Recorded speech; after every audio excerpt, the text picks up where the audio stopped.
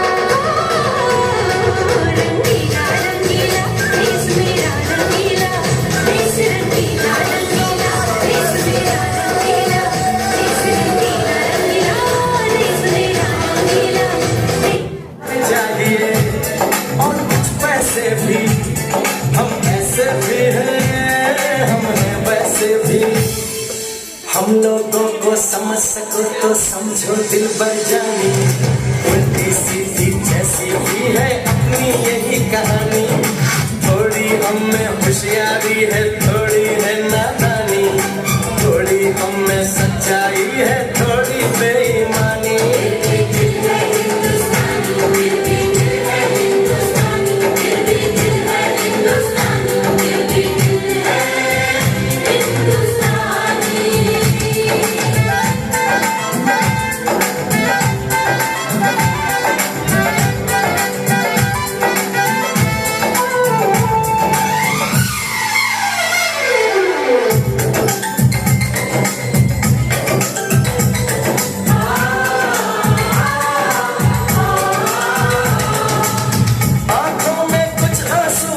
सपने हैं आंसू और सपने दोनों ही अपने हैं। आंखों में कुछ आंसू है, कुछ सपने हैं, आंसू और सपने दोनों ही अपने हैं। दिल दुखा है लेकिन टूटा तो नहीं है, उम्मीद का दामन छूटा तो नहीं है। हम लोगों को समझ सको तो समझो दिल पर जानी, थोड़ी मजबूरी है लेकिन थोड़ी है मनमानी। थोड़ी तू मैं है और थोड़ी खींचातानी। हमें काफी बातें हैं जो लगती है दीवानी, फिर भी दिल है हिंदुस्तानी, फिर भी दिल है हिंदुस्तानी, फिर भी दिल है हिंदुस्तानी, फिर भी दिल है हिंदुस्तानी।